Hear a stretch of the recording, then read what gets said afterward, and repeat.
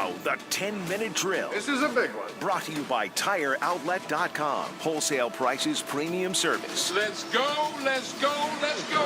Hit it.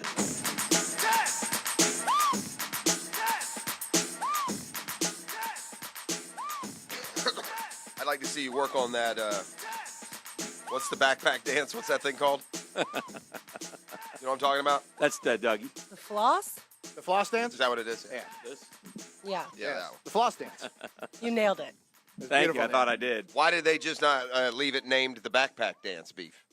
Well, how did the floss come into the title? Or you don't know? I'm asking Honestly, you I have questions. no idea. You don't know the answer. It's a Fortnite thing. We'll have to phone a friend and call Brooksy. That's not, no, that isn't that the same dance We would, that the but he's dude asleep. did on He's Saturday Night Live he's or on, something? He's Yeah. on Christmas vacation already. Oh, I miss those.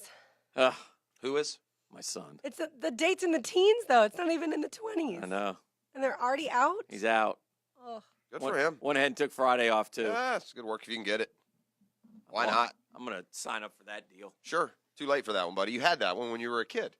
I want to be a kid again. Don't we all? Oh, to be.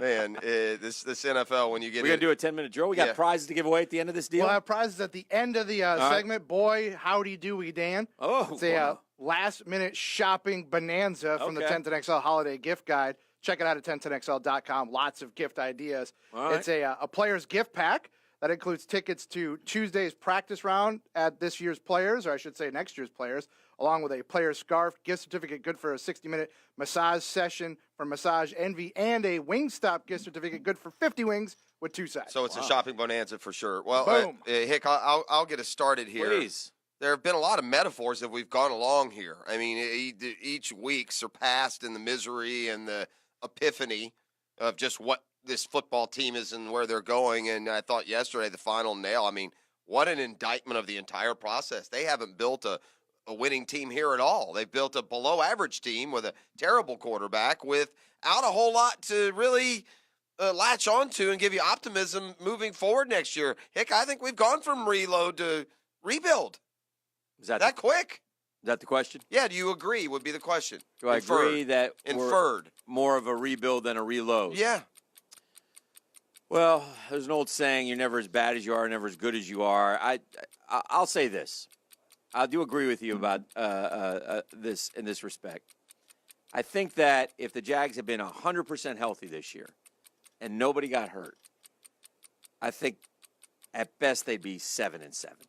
I don't think they would be right, which would be on the outside looking in. I don't think that they have near enough on offense, even if nobody had gotten hurt. I think they could have ran the ball a little more effectively, had a little bit more oomph to them, but they definitely need to overhaul the offense. So the answer to your question, and then the defense is not as good as it was a year ago. It's not as opportunistic. And again, you don't score touchdowns like they scored one season ago. So, yeah, I don't think they're as bad as 4-10, but I don't think they're as good as 10-4, which is what they were one season ago. So somewhere in between. And I don't know that you can fix it all because you're talking about the quarterback in the span of one season, and you have to draft that quarterback. Yeah. I'm not a fan of, unless, there's very few times it happens. Drew Brees, maybe Carson Palmer, one of those type of guys fall into your lap. You need a lot of luck for that to occur. Yeah. I think they are every bit as bad as 4-10. I think that's what they are. I think that's what this roster is. Oof. But that's just me. Yeah. Somebody has to be the worst teams. Yeah. I mean, is the roster better? I can come up with about 28 other ones I'd rather have. I was a little disappointed in Jalen Ramsey, and I know he took to Twitter. I'll set it up and then ask you what you think about it. But Jalen Ramsey, in his post-game press conference yesterday, was asked if he was I don't want to put words because I didn't was worried about Doug Marrone. Is that worried about his job status? I believe was or concerned about his job security. I think is the way it was phrased. He had a simple response. I only worry about myself, and which is fine if you're a golfer. And then there was some criticism for that immediately on Twitter, and Jalen went to Twitter. I couldn't. Here's what he said on Twitter. I'm blocked. Why worry about something you have zero control over? And I don't care are two different sayings and meanings. Y'all are sad for real. God bless. Yeah, I don't care is worse.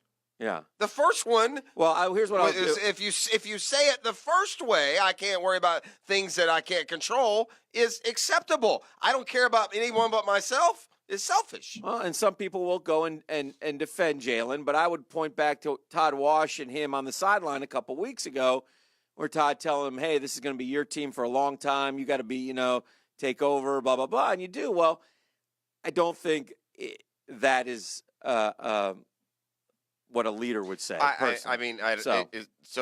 My question is, what did you make of Jalen's comments? It's post game, par for the course with Jalen. Yeah, he said as much last week. He sat down the media and he gave everyone a tutorial and made sure they knew that all the problems of the Jaguars defense this year hasn't been his fault. And in actuality, he has 5 interceptions, not 2, because of the ones he should have had. I don't know if those would have actually been pick sixes also. He didn't add that to his stat sheet. Look, at some point you can't go with young and immature. At some point you just have to go with jerk. And it's a jerky thing to do. You don't play golf. You're not a marathon runner. You're not a tennis player. You play a team sport. So you can't verbalize that you don't care about anyone but yourself. That's just terrible. I don't. That's little league stuff here, Dan. Mm-hmm. I don't think you're being especially harsh to say he's a terrible teammate. He's a good player. He's a terrible teammate. And I don't care what his teammates say. He damn sure is. Doesn't go to OTAs, shows up when he wants for camp, just flat out tells you, doesn't give a damn if his coach is fired. He's more worried about him, critiques everyone else in the room and tells you how great he is, holds press conferences and writes magazine articles about how players better than and more accomplished than him are terrible or suck. So, yeah, he's a pain in the ass, Dan, is what he is.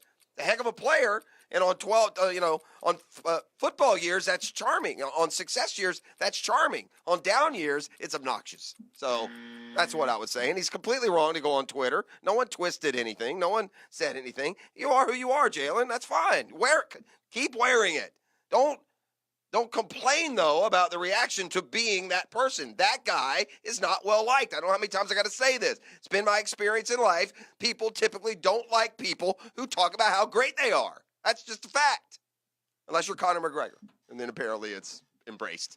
It was a supposedly and billed as a big recruiting weekend, Dan Hicken, as we head toward signing day, the early signing period this week. So Wednesday. Your recruiting glasses, anything happen in Gainesville that you would classify as a positive development? And were there other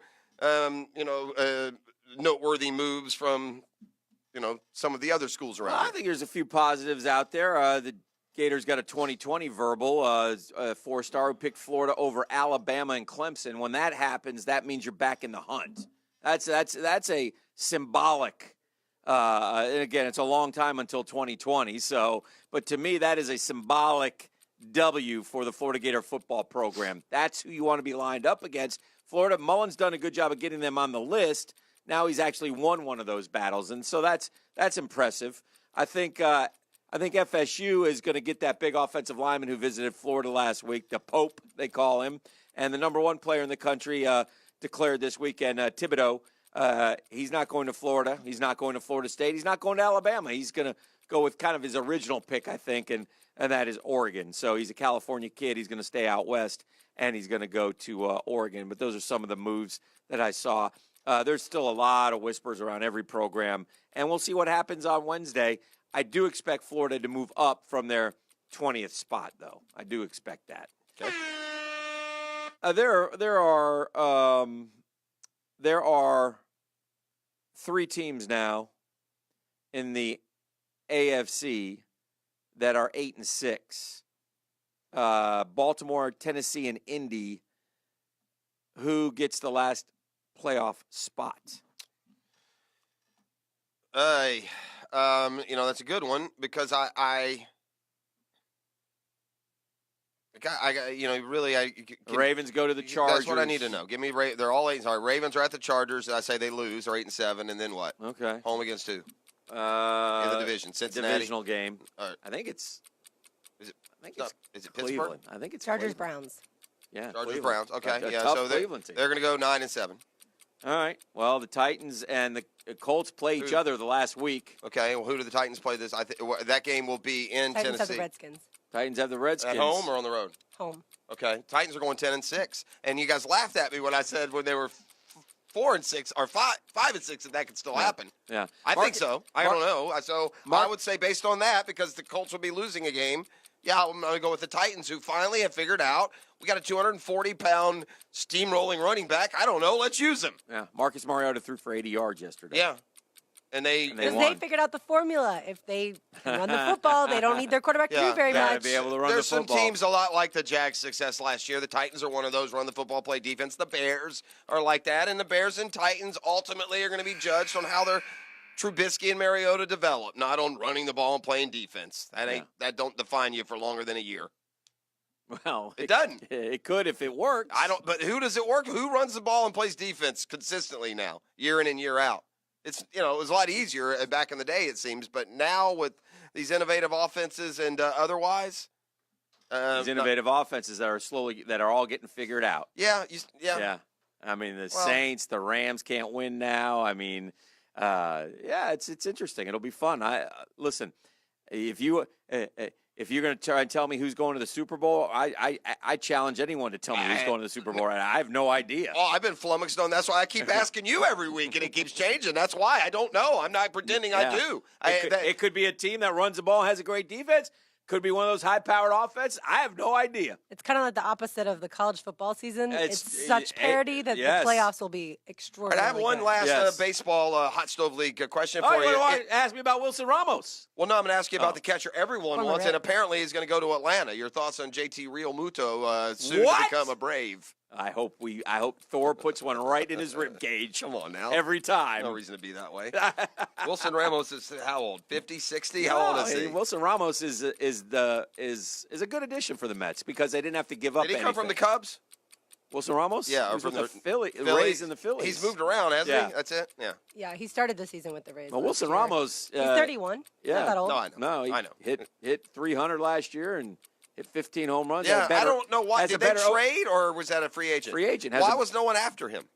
Well, he's a little old. Well, he's 31, and we signed Brian McCann. Hick, he's 61. Yeah, and he's had a couple injury issues the last couple years, but his OPS is, which you all young kids love, is better than JT Realmuto. Who are you giving up for JT Realmuto? Because I'm gonna tell you something. It'll be a package with Austin Riley, a third base prospect. Yeah, you may think you're getting JT Realmuto, but you never know with Jeets down there. He may want you to swing Acuna to the Yankees, by the way, as long as you're doing that. So you're saying he's GM in two clubs? I'm saying he's a dirty spy for the New York Yankees. Oh, no. Yes, I am. All right. Because he can't build the Marlins, but he can still help the Yanks. All right, that's the 10-minute drill. Caller number what? Caller number 4. 4. The number of wins the Jaguars have. So if you want to go ahead and advance plan, next week we'll be taking caller number 4, and then the following week it'll be caller number 4. This is the drill. The Monday Morning Quarterback. DivorceVinOnly.com. And a reminder, caller number 4 at 641-1010 is going to get the hookup from the 1010XL Holiday Gift Guide from 1010XL.com. Going to get a player's gift pack with a pair of tickets to Tuesday's practice round at the 2019 players and a player's scarf. Also going to get a gift certificate, good for a 60-minute massage session from Massage Envy, and a gift certificate from Wingstop, good for 50 wings with 2 sides.